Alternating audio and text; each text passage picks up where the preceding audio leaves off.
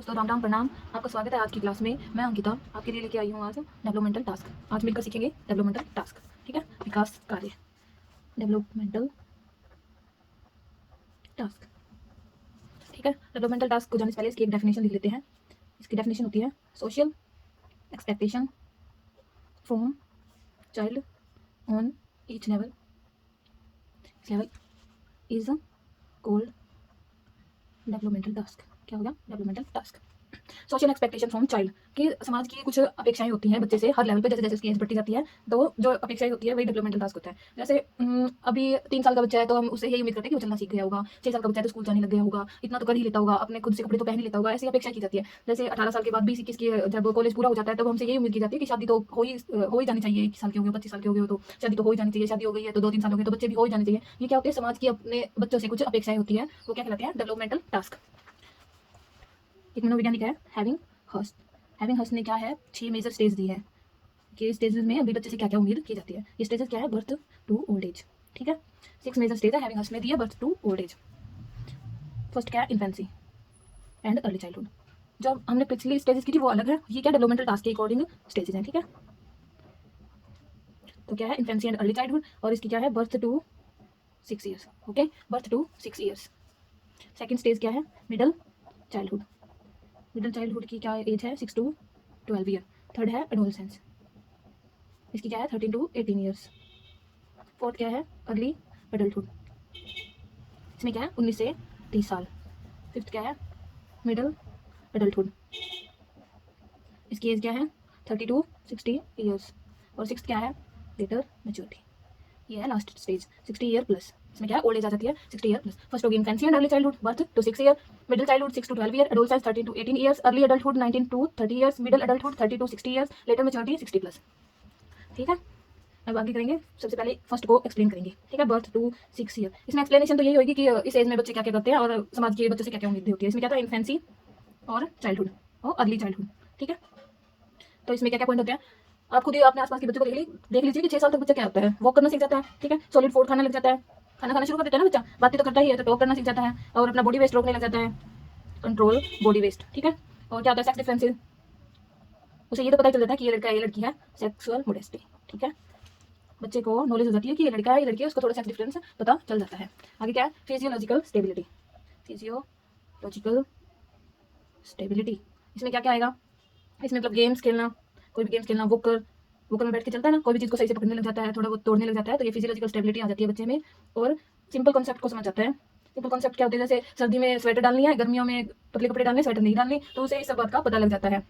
और इमोशनली भी इस बहुत चीज़ें उसे अटैच कर देती हैं। इमोशनली अटैचमेंट हो जाती है। किन से हो जाती है? भाई बहन, माता पिता, दादा दादी से क्या है? इमोशनली जुड़ जाता है। चाचा चाची, बुआ नाना, दादा दादी, जिन जिनसे वो मिलता है उनसे इमोशनली जुड़ जाता है। बेसिक कॉन्सेप्ट भी सीख जाता है। बेसिक कॉन्सेप्ट कौन से? जैसे राइट और रॉन्ग का अंतर सीख जाता है। राइट और रॉन्ग उसे पता चल जाता है। जैसे गलती से बच्चे से कुछ गिलास वगैरह टूट जाए तो उसे पता चल जाता है कि मैंने गलत किया है, फिर वो थोड़ा मम्मी से डरने भी लग जाता है कि उससे गलती से हो गया, तो वो राइट रॉन्ग का अंतर समझ जाता है, उसे पता चल जाता है कि उसने गलती की। नेक्स्ट क्या है? चाइल्डहुड। मिडिल चाइल्डहुड के नाम से किसको कहते हैं? 6 से 12 साल। तो 6 से 12 साल में हम आसपास के बच्चों को देखते हैं, जैसे हमारे पड़ोस में घर के बाहर कुछ लड़कियां खेलती है, वो लगभग 9 से 10 साल की होगी, तो इसी मिडिल चाइल्डहुड में आती है। तो वो अपने मतलब एज मेट के साथ खेलती हैं। कोई 1-2 साल का फर्क होगा बस, लगभग क्या होती है? एज मेट के साथ खेलती है, लेकिन उनका क्या होता है? जेंडर क्या होता है? सेम जेंडर होता है। ठीक है, वो ऐसे नहीं कि लड़के लड़कियां खेल रहे हैं। इस एज में ऐसे होता है कि लड़कियां लड़कियां ज्यादा खेलती है और लड़के लड़के, वो अपने ग्रुप में किसी और को शामिल नहीं करते। बच्चे में थोड़ी फिजिकल स्किल्स आ जाती है। आपने देखा होगा रील्स वगैरह में भी देखा होगा कि चाइना के जो बच्चे होते हैं वो इस एज में मतलब गेम खेलना स्टार्ट कर देते हैं। वो मतलब बहुत छोटे एज में ही ओलंपिक वगैरह की तैयारी करने लग जाते हैं। इस एज में ही गेम स्पोर्ट्स वगैरह की बच्चे तैयारी करते हैं तो आगे जाते हैं। ठीक है, और अपने प्रति क्या आ जाता है? उसमें एटीट्यूड आ जाता है, एक दृष्टिकोण आ जाता है कि वो क्या है, एक इंसान के रूप में उसकी गिनती है। क्या? एटीट्यूड टुवर्ड्स वन सेल्फ, कि वो भी एक इंसान है, उसकी इंसानों में गिनती होती है। अगर वो घर पे अपने मेंबर्स को गिनेगा तो खुद को गिनेगा, क्योंकि उसे पता है कि मैं भी उसी गिनती में आता हूँ। LSRW को मैंने आपको बताया था, सुगोपाली। सुनना बोलना पढ़ना लिखना सीख जाता है बच्चा। क्या? सुनना बोलना पढ़ना लिखना सीख जाता है। और क्या? डेली लाइफ के कॉन्सेप्ट सीख जाता है कि रोज सुबह होगी शाम होगी और सुबह उठकर क्या है? ब्रश करना है। ये उसके में क्या हो जाती है? पर्सनल इंडिपेंडेंसी आ जाती है कि उसे नहाना है, स्कूल के लिए जाना है, स्कूल का होमवर्क करना है, तो उसमें क्या है? पर्सनल इंडिपेंडेंसी आ जाती है।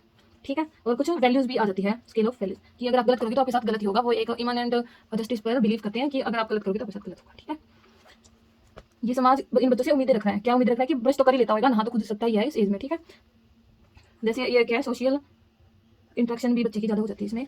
कैसे? जैसे मंदिर के आगे से जाएगा तो उसे पता है हाथ जोड़ना है, और ऐसे गुरुद्वारे में जाएगा तो उसे पता है कि सिर पे दुपट्टा रखना है। तो इसमें बच्चों को क्या है? सोशल इंट्रैक्शन आ जाती है। आगे हम करेंगे एडोलसेंस। थर्ड पॉइंट एडोलसेंस ही था ना, एडोलसेंस। 12 से 18 साल, ठीक है। इसमें क्या है, बच्चा खुद के फिजिक को एक्सेप्ट करना शुरू कर देता है, एक्सेप्टिंग वंस फिजिक, ठीक है। बच्चा खुद के फिजिक को एक्सेप्ट करना शुरू कर देता है। New and more mature relationship, नए नए दोस्त बनते हैं इस एज में। जो उनके दोस्त वगैरह बनते हैं ये सारी उम्र चलते हैं उनके लगभग इस एज में बनाए हुए दोस्त। और क्या होते हैं, उनके एजमेट्स होते हैं, या लड़कों के तो बड़े भी हो सकते हैं। लड़कों की दोस्ती तो अपने से बहुत बड़े से भी हो जाती है और बहुत छोटे से भी दोस्ती कर लेते हैं। लड़कियों का थोड़ा ऐसा होता है कि वो एजमेट के साथ ही थोड़ी फ्रेंडशिप रिलेशनशिप में आती है। और इनमें क्या होता है, अपोजिट जेंडर को क्या है, अपोजिट जेंडर के प्रति अट्रैक्शन हो जाती है। क्या जाती है, अपोजिट जेंडर के प्रति अट्रैक्शन। चाइल्डहुड में क्या था, अपोजिट जेंडर साथ नहीं खेलते, इसमें क्या अपोजिट जेंडर और सारे मिलके मतलब दोस्त बन जाते हैं, ठीक है। और क्या है, मैस्कुलिन एंड फेमिनिन रोल को अचीव कर लेते हैं, समझ जाते हैं पूरी तरह से कि क्या मैस्कुलिन है क्या फेमिनिन, मतलब वो जेंडर से रिलेटेड, सेक्स रिलेटेड सब कुछ समझ जाते हैं। इनमें बच्चों में क्या होती है, इन्हें प्राइवेसी चाहिए होती है। तो ये क्या है, emotional independence from parents and other adults.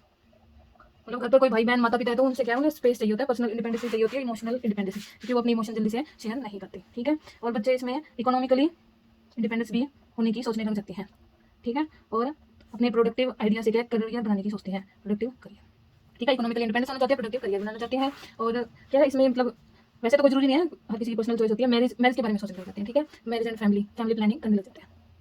मतलब इस एज में कर सकते हैं, करते नहीं है वो अलग बात है, ठीक है। बच्चों के दिमाग में आ जाता है कि लड़कों के दिमाग में लगभग ये आ जाता है कि शादी वगैरह होगी और हमें अपने परिवार को खिलाने पिलाने के लिए सॉरी लाइफ को सही सेटल करना होगा। और ऐसी लड़कियां शादी के लिए सोचती हैं, थोड़ा डरती हैं लड़कियां शादी से ज़्यादा, और इसलिए तो सही अच्छे से पढ़ती ताकि शादी ना कर दें, लगभग ऐसा होता है, ठीक है। सोशल रिस्पॉन्सिबल बिहेवियर, मतलब समाज के प्रति थोड़ी उत्तरदायित्व आ जाते हैं। जब बच्चे होते हैं तो उन्हें कोई फर्क नहीं पड़ता वो कैसे कपड़े पहन रहे हैं, कैसी बातें कर रहे हैं, खेल रहे कूद रहे हैं, उन्हें इस बात से कोई मतलब नहीं है। लेकिन जैसे जैसे वो बड़े होते हैं, एडोलसेंस में आते हैं, तो समाज के प्रति उनका उत्तरदायित्व बढ़ जाता है। उन्हें लगता है कि समाज में रहना है तो कुछ नियम है, रूल्स हैं, उनके अकॉर्डिंग चलना चाहिए, ठीक है। Develop and acquire wide range of skill, इस एज में स्किल्स पर भी काम करना चाहते हैं। कोई स्पोर्ट्स में चला जाता है, कोई अगर किसी लड़की को या लड़के को मेहंदी लगाने का शौक है तो उसमें शुरू हो जाते हैं। और आजकल तो फैशन का जमाना है, तो मॉडलिंग वगैरह और सिलाई वगैरह, स्टिचिंग वगैरह में बहुत स्कोप है, तो ये सारी स्किल्स डेवलप करने लग जाते हैं, ठीक है। Develop and acquire wide range of skills and abilities related to all aspects of PCSC. PCSC मैंने आपको शुरू में बताया था, physical, cognitive, social and emotional, ठीक है। बच्चा क्या है, एक्वायर करने लग जाता है अलग अलग प्रकार की स्किल्स और एबिलिटीज, किससे रिलेटेड, जो इन चारों से रिलेटेड हो पीसीएससी। मतलब स्पोर्ट्स में जाएगा तो फिजिकल हो गया, अगर शतरंज वगैरह जिसमें दिमाग ज़्यादा लगता है वो कॉग्निटिव हो गया। सोशल मतलब कुछ एनजीओ खोल लेते हैं, कुछ आंदोलन करते हैं समाज के लिए, तो ये सारे क्या आपस में इंटर रिलेटेड हो जाते हैं, ठीक है। ये सारे गेम्स वगैरह पीसीएससी से रिलेटेड हो जाते हैं। जैसे अब मुकेश शतरंज में कितने माहिर है, 19 साल की एज में इन्होंने इतना कुछ अचीव कर लिया, लेकिन उनमें जो मतलब कामनेस है, मतलब इतना कुछ अचीव करने के बाद भी वो इतना सिंपल है। हमें इनसे कुछ सीखना चाहिए। मैं ये नहीं कह रही कि सभी को ऐसा होना चाहिए, क्योंकि मैं भी ऐसे नहीं हूँ, मैं कैसे कह सकती हूँ कि मैं ऐसा होना चाहिए। हर किसी की इंडिविजुअल डिफरेंस होता है, इंडिविजुअल पर्सनैलिटी होती है, पर उनसे सीखने को ये मिलता है कि कितनी कामनेस जरूरी है इतना अचीव करने के बाद भी, ठीक है। ये सारे हो गए। और अडल्टहुड का तो मतलब ओल्ड एज का हमें पढ़ना ही नहीं होता, क्योंकि हम सीडीपी कर रहे हैं। अगर हम ह्यूमन डेवलपमेंट कर रहे होते तो हम उसके बारे में पढ़ लेते। बस मैंने आपको उसकी स्टेज के बारे में बता दिया कि 6 स्टेज होती है। तो एडोलसेंस तक हमें पढ़ना है। आगे हम करेंगे aids to mastery, aids to mastery, ठीक है। अगर मास्टरी करनी है तो क्या है, मतलब एक्सीलरेटेड फिजिकल डेवलपमेंट, मतलब त्वरित शारीरिक विकास पर जोर डालना चाहिए। मतलब शारीरिक विकास अच्छा होगा तो अपने आप ही बच्चे को डेवलपमेंटल टास्क में कोई दिक्कत नहीं, चलना दौड़ना जल्दी सीख जाएगा, ठीक है। औसत से ऊपर शक्ति व ऊर्जा होना, मतलब कुछ ऐसे होते हैं पहलवान के बच्चे होते हैं, या मतलब कोई बहुत फिटनेस से रिलेटेड होते हैं, या अपने बच्चे को शुरू से ही न्यूट्रिएंट्स का ध्यान रखते हैं, उनमें क्या है औसत से ज्यादा शक्ति और ऊर्जा होती है। क्या है, एवरेज से ज्यादा पावर होती है, पावर एंड एनर्जी, ठीक है। आईक्यू लेवल भी इस पर डिपेंड करता है। कुछ बच्चों का आईक्यू लेवल बहुत ज्यादा होता है, 90 to 110 या 110 प्लस, जो क्रिएटिव होते हैं, ठीक है। और उनके पास ऐसा एनवायरमेंट हो, कैसा एनवायरमेंट हो, एक ऐसा एनवायरमेंट हो जो सीखने का मौका प्रदान करे, क्या, जो सीखने का सिखाने का मौका दे, ठीक है। जैसे कुछ समाज में ऐसे होता है कि खेल वगैरह टाइम टू टाइम होते रहते हैं और एक्टिविटीज वगैरह होती है। जैसे अब त्योहार होते हैं, अब अगर उन त्योहारों जैसे गणेश चतुर्थी, हम तारक मेहता का उल्टा चश्मा में देखते हैं कि वो कोई भी त्योहार आता है तो सारे मिलकर उसको मतलब ऑर्गेनाइज करते हैं। तो वो बच्चे करते हैं तो उन बच्चों में क्या मैनेजमेंट आती है। अगर वो रियल हो तो बच्चों में मैनेजमेंट करने का तरीका तो आता ही है कि कैसे कोई कार्यक्रम प्रोग्राम तैयार करने से पहले क्या क्या जरूरी होता है, ठीक है। ये नहीं कि हम तो अब देखते हैं कि कहीं जाते तो सब कुछ तैयार हुआ मिलता है, पर उसके पीछे कितनी तैयारी की हुई है वो हम देख नहीं पाते। तो जहाँ पर ऐसा समाज होता है जहाँ पर बच्चों को सबको साथ मिलकर काम करने का सीखने का मौका मिलता है, ऐसा अगर वातावरण होगा तो बच्चा अपने आप क्या होगा, क्रिएटिव होगा, ठीक है।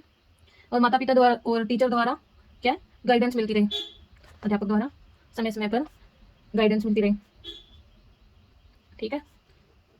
जो अथॉरिटेटिव टाइप के पेरेंट्स होते हैं, डेमोक्रेटिक टाइप के पेरेंट्स टीचर होते हैं, वो क्या है बच्चों को टाइम टू टाइम गाइडेंस देते रहते हैं। स्ट्रॉन्ग मोटिवेशन ऐसे हो कि थोड़ी सी अगर गलती हो गई तो फिर भी वो डगमगाई ना, एक बार फेल हो गए फिर भी दोबारा सीखेंगे, दोबारा फेल हो गए फिर सीखेंगे, कितनी बार भी क्यों ना फेल हो जाए हम सीखते रहेंगे, ठीक है। Strong motivation to learn. अब शुरू में हम साइकिल सीखते हैं, मैंने साइकिल खुद सीखी थी। पहले वो अंदर पैर डाल के कैंची कहते हैं उसे, कैंची चलानी सीखी। फिर मेरे कैंची चलाते चलाते मेरे पैर जगह जगह से फूट गए थे, कहीं पे कहीं चोट लगी थी, गिरती रही पर अंदर मोटिवेशन था कि साइकिल तो जरूर सीखनी है। पापा 10 दिन के लिए कहीं गए थे, सोचा जब आएंगे तो साइकिल सीखी हुई मिलेगी। फिर धीरे धीरे ऊपर चढ़ने की शुरू की, पर फिर बहुत गिरी क्योंकि ऊंची बहुत थी, साइकिल बड़ी वाली थी एटलस करके दादा की, तो उससे बार बार गिरती रही। लास्ट में सीख गई, जब आए तब दिखाया कि साइकिल चलानी आ गई, तो वो मेरा स्ट्रॉन्ग मोटिवेशन था साइकिल सीखने के लिए। तो पर चोटें आई लेकिन सीख गई थी, अच्छा लगा। फिर काफ़ी मतलब सबने वाहवाही भी की। बच्चे में क्या क्रिएटिविटी होनी चाहिए, ये नहीं कि सब कर रहे हैं उसी भेड़ चाल में चले, बच्चा कुछ अलग से सोच रहे हैं तो कुछ अलग ही बात है ना, आउट ऑफ बॉक्स हो, अपना कोई बिजनेस सोचे, मतलब कुछ भी हो, हर किसी से अलग हो, आउट ऑफ बॉक्स हो, कुछ अलग ही सोचे, ठीक है। थ्री इडियट्स मूवी में क्या होता है, वो जो मेन रोल में होता है रणछोड़ दास छांचड़, वो क्या क्रिएटिव चाइल्ड होता है उसमें, ठीक है, वो आउट ऑफ बॉक्स होता है, वो रट्टाफिकेशन में इन सब में बिलीव नहीं करता, वो सोचने समझने में बिलीव करता है, ठीक है। अब इनमें कुछ भी नहीं है, ये हमारे समाज में आसपास ये चीजें हो रही है, अपने आसपास बच्चे भी होते हैं, बस उनसे बस थोड़ा सा देखने की जरूरत है कि उन्हें क्या क्या डिफिकल्टीज आ रही है, क्या क्या वो इस एज में क्या कर पा रहे हैं, क्या नहीं कर पा रहे, बस इतना ही देखना होता है। तो ये तो होगी एड्स टू मास्टरी, ठीक है। आगे करेंगे बाधाएं, ठीक है। डिफिकल्टीज, डिफिकल्टीज क्या होंगी, हम खुद ही सोचो आप, डिफिकल्टीज क्या हो सकती है उसमें। अगर फिजिकल डेवलपमेंट अच्छा था तो इसमें फिजिकल और मेंटली रिटार्टेड हो सकता है, ठीक है, physically and mentally retarded, okay. खराब स्वास्थ्य हो सकता है, बार बार बीमार होता हो, ठीक है। ऊर्जा व शक्ति की कमी हो, जो मतलब मास्टरी में था उसका अपोजिट है ये, ठीक है, शक्ति की कमी। हैंडीकैप और फिजिकल डिफेक्ट, ये इसमें फर्स्ट वाले जैसा ही हो गया ये, कि फिजिकली एंड मेंटली रिटार्टेड, ये भी क्या हो गया, वही पॉइंट हो गया। अगर एनवायरमेंट अच्छा ना हो, मतलब कोई भी काम करने से शुरू करने से पहले कह दे कि ये क्या कर रहे हो, ये सही नहीं है, उसे पहले टोक दिया जाए, उसके काम को देखा ना जाए, तो ये ऐसा एनवायरमेंट भी मतलब टास्क में वो करता है। जैसे परमिसिव टाइप के जो पेरेंट्स होते हैं बहुत दयालु, वो बच्चा अगर कुछ सीख रहा है, साइकिल खुद से सीख रहा है, गिर रहा है, तो वो उसको वैसे कहीं ना तुम अभी मत सीखो, तुम्हें चोट लग जाएगी, तो उसे सीखने ही नहीं देंगे। इससे भी मतलब अच्छा एनवायरमेंट नहीं माना जाता। ये भी आईक्यू लेवल कम हो, 25 से 40 या 40 से 35 से 50, ये क्या इस टाइप का आईक्यू लेवल हो तो भी बच्चे नहीं सीख पाते, ओके। पेरेंट्स और टीचर का भी इन्फ्लुएंस होता है, पेरेंट्स एंड टीचर इन्फ्लुएंस। माता पिता आपस में लड़ते झगड़ते हो, या दादा दादी के साथ, या घर में ऐसा ही माहौल हो कि सारा दिन कोई डेमोक्रेटिक माहौल नहीं है, तो भी होता है। जैसे पेरेंटिंग स्टाइल होते हैं, मैंने आपको बताए थे इंग्लिश में तो 5 से, P for permissive, authoritarian, authoritative and neglectful. Authoritative ही सबसे बेस्ट है। अथॉरिटेटिव अगर एनवायरमेंट है तो बच्चा काफी ओपन कन्वर्सेशन कर पाता है, उसके मन में क्या है, वो क्या सीखना चाहता है, वो ये सब बता देता है। और अगर अथॉरिटेरियन टाइप का है, परमिसिव टाइप या नेग्लेक्टफुल टाइप का, तो बच्चे को काफी समस्याएं मतलब झेलनी पड़ती है। टीचर का क्या है, टीचर मतलब अपने टॉपिक को सही से कवर ना करता हो, बिना प्लानिंग के, बिना पाठ योजना के क्लास में पढ़ाना शुरू कर दे, तो कुछ भी कहीं से भी पॉइंट शुरू कर दे, या फिर टीचर आके बस बैठा रहे, बोर्ड पे लिख दे, रट्टाफिकेशन पर जोर है, ना कोई टीचिंग मेथड का यूज किया, तो इससे भी क्या होता है, बच्चे के टास्क में डिफिकल्टीज आती है, ठीक है। आगे क्या, इंसिडेंट और एक्सीडेंट। पैदा होने से पहले या पैदा होने के बाद न्यूट्रिएंट्स या ऐसी कोई घटना हो जाए भ्रूण में, या माता को कोई चोट लग जाए, डिप्रेशन वगैरह हो माता के, तो इससे भी क्या है, बच्चे के असर होता है। एनवायरमेंट से ही आ गया, समाज में मतलब अच्छा कोई मार्गदर्शन नहीं मिला, और समाज में कोई अवसर नहीं मिला, मार्गदर्शन की कमी, ठीक है, कोई गाइडेंस करने वाला ही नहीं है। जैसे कोई कहे कि मुझे यूपीएससी की तैयारी करनी है, हिस्ट्री में कोई सब्जेक्ट लिया है, लेकिन वो कुछ और ही पढ़ रहा है। घर में मैं तो बुक्स पढ़ रहा हूँ, मुझे क्या, मैं तो तैयारी कर रहा हूँ, मैंने तो बहुत मेहनत किया है, पर वो बुक्स ही कोई और पढ़ रहा है जो क्या सब्जेक्ट्स की है ही नहीं, तो फिर ऐसी पढ़ाई का क्या फायदा। तो कोई मार्गदर्शन करने वाला हो कि ये नहीं पढ़ना, ये पढ़ो, इसमें से क्वेश्चन आएंगे, तो ऐसे होता है। तो कोई गाइडेंस करने वाला ना हो तो उनके लिए काफी समस्याएं होती है, प्रेरणा में कमी, तो मोटिवेशन ही नहीं होगा तो सीखना क्या होता है, मुश्किल हो जाता है। सीखने के बहुत कारण होते हैं, गरीबी भी हो सकती है, या किसी ने अपमान कर दिया हो, या ऐसे ही खुद को साबित करना हो, बस समाज को साबित करना हो, कोई भी वजह हो सकती है। प्रेरणा की कमी होगी तो बच्चा सीख नहीं पाएगा। डेवलपमेंटल टास्क में क्या होगी, मतलब दिक्कत आई। अलग करने कब है, आउट ऑफ बॉक्स करने कब है, कि मैंने अगर कोई बिजनेस स्टार्ट किया और घाटा हो गया, तो मैं क्लास में अगर ऐसा कोई आइडियाज देने जा रही हूँ, सब मुझ पे हंसे, तो मतलब ये तो है ना, वो क्या है, डेवलपमेंटल टास्क में बाधाएं उत्पन्न करता है, ओके। तो ये हम सब ने क्या डिफिकल्टीज पढ़ ली। अब नेक्स्ट पे अब क्या 3 मेजर कारण है इसका, failure of developmental task, mental task, okay. ये क्या है, चाइल्ड फील इन्फीरियर, बच्चा हीनता का शिकार हो तो फिर क्या है, वो बच्चा नहीं सीख पाएगा, उसमें हीन भावना आ जाए कि मैं तो उनसे सही नहीं हूँ, मुझसे नहीं होगा, वो खुद को हमेशा नीचा फील करे। जैसे ना एडोलसेंस में ज्यादातर ये होता है कि वो तो मुझसे सुंदर है, वो तो मुझसे लंबी है, वो तो मुझसे लंबा है, वो मोटा है, वो पतला है, तो ये बॉडी शेमिंग शुरू हो जाती है, तो बच्चा क्या इंफीरियर फील करने लग जाता है, उसे खुद की बॉडी मतलब अच्छी नहीं लगती, मतलब ऐसा लगता है कि इसमें कुछ ना कुछ कमियां ही है, तो खुद में सारा दिन कमियां ढूंढता रहता है। तो हीनता का शिकार होने के बाद बच्चा दुखी होगा, डिप्रेसिव फील करेगा, तो फिर वो डेवलपमेंटल टास्क नहीं सीख पाएगा, ओके। अगर डेवलपमेंटल टास्क नहीं किए, अगर आपने डेवलपमेंटल टास्क पूरे नहीं किए, तो क्या है, समाज उस पर हंसेगा, समाज उसकी अस्वीकृति करेगा, पूरी नहीं किए तो समाज में उसका तिरस्कार होगा। जैसे बाहर अगर बच्चे खेल रहे हैं, एक से अगर साइड से भागन जा रहा, हम तो अगर मजाक में कहेंगे तो इतना बड़ा हो गया, तुझसे भी भागा नहीं जा रहा, क्या तक वो बच्चा फील कर ले, तो ऐसा नहीं कहना चाहिए भाई। हर बच्चा अलग है, क्या तक कुछ को सीखने में थोड़ा टाइम लगे, कुछ जल्दी सीख जाते हैं, बस यही बात होती है। तो वो डेवलपमेंटल टास्क पूरे नहीं किए तो ये सोचते हैं कि अब समाज उसको अपनाएगा नहीं। और ये एक डेवलपमेंटल टास्क पूरा नहीं किया, टास्क पूरा नहीं किया तो न्यू डेवलपमेंटल टास्क भी नहीं हो सकता, टास्क भी नहीं हो सकता। कि अगर पहली वाली स्टेज, जैसे स्टेज 1 2 3 है, 1 2 3 4, अगर आपने फर्स्ट स्टेज ही कंप्लीट नहीं की तो आप सेकंड पे कैसे जाएंगे, सेकंड नहीं की तो थर्ड पे कैसे जाएंगे। इसमें ऐसे है कि अगर आपने खड़े होना, बैठना, चलना ही नहीं सीखा तो आप दौड़ोगे कैसे, अगर आपने एक दो शब्द ही नहीं सीखे तो बोलना कैसे सीखोगे। तो ये इसके अंदर ऐसे ही है, ये है डेवलपमेंटल टास्क। और इनको सुधारा कैसे जा सकते हैं, स्पोर्टिव इन्वायरमेंट से। कैसे, स्पोर्टिव इन्वायरमेंट। और वो किन से मिलना जरूरी है, एट होम, क्योंकि बच्चा ज्यादातर या तो होम घर पे रहता है या स्कूल पे।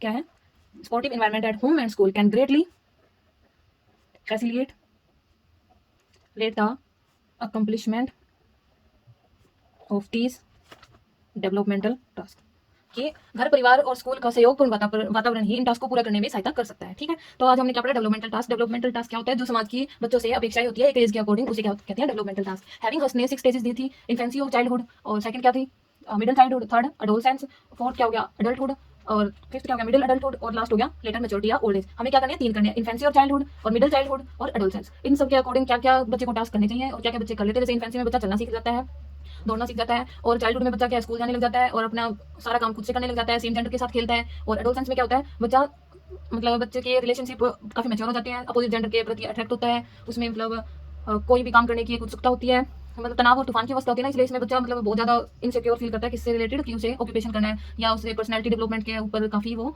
प्रेशर डालने लग जाता है अपने ऊपर, अपने आप की फिजिक को एक्सेप्ट करना शुरू कर देता है, फैमिली प्लानिंग शुरू कर देता है। और इसके बाद क्या पढ़े हमने, मास्टरी कैसे होती है, कि अच्छा एनवायरमेंट मिले, गाइडेंस अच्छी मिले, माता पिता के पेरेंटिंग स्टाइल अथॉरिटेटिव टाइप हो, और टीचर काफी डेमोक्रेटिक माहौल में पढ़ाए, गाइडेंस दे टाइम पर, बच्चे के पास स्ट्रॉन्ग मोटिवेशन हो, और बाधाएं इनका अपोजिट होंगी कि पेरेंटिंग स्टाइल अथॉरिटेरियन, परमिसिव या नेग्लेक्टफुल है, फिजिकली रिटार्डेड है या मेंटली रिटार्डेड है, आईक्यू लेवल कम है, और समाज में और एनवायरनमेंट उसे उसके अकॉर्डिंग नहीं मिल रहा, मोटिवेशन की कमी है। तो ये सब तो हो गई बाधाएं। और अब इसके लिए 3 मेजर कारण क्या है डेवलपमेंटल टास्क के, कि चाइल्ड फील्स इंफीरियर, दूसरों से नीचा फील कर रहा है, नीचा फील करे तो हर्ट होगा, दुखी होगा, नया करने से डरेगा। और सेकंड क्या है कि डेवलपमेंटल टास्क पूरे नहीं किए तो समाज उसे अपनाएगा नहीं। थर्ड ये है कि एक डेवलपमेंटल टास्क पूरा नहीं किया तो दूसरा कैसे सीखेगा, जैसे चलना नहीं सीखा तो दौड़ेगा कैसे।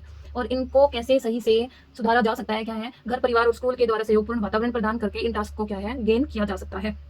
तो आज की ये क्लास डेवलपमेंटल टास्क कंप्लीट हुई। अगर आपको पसंद आई हो तो please like share and subscribe कीजिए, और प्लीज़ मुझे सपोर्ट कीजिए। मैंने नया नया चैनल बनाया है, मुझे काफ़ी अच्छा फील हो रहा है। बस आप सपोर्ट करेंगे तो मैं कुछ अलग से ट्राई करूँगी, अच्छे बोर्ड पर आपको पढ़ाने की शुरू करूँगी। लेकिन जब तक 2 सब्सक्राइबर रहेंगे तो मैं कैसे सोचूँ कि मैं बोर्ड लेके पढ़ाना शुरू करूँ, या पहले अगर कुछ सब्सक्राइबर बढ़ेंगे, लाइक्स बढ़ेंगे या व्यूज़ बढ़ेंगे तभी बोर्ड लेके आऊँगी मार्केट से जाके, वरना तब तक तो मैंने किसी को बताया भी नहीं है कि मैंने चैनल बनाया हुआ है।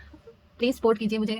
आज जैसे हमने डेवलपमेंटल टास्क कर लिया, कल हम सोशलाइजेशन प्रोसेस करेंगे, और ऐसे ये केवी सीरीज पूरी चलती रहेगी जब तक इसका सिलेबस पूरा ना हो जाए। थैंक यू, शुक्रिया, अपना ध्यान रखिए, खुश रहिए, आबाद रहिए, धन्यवाद। और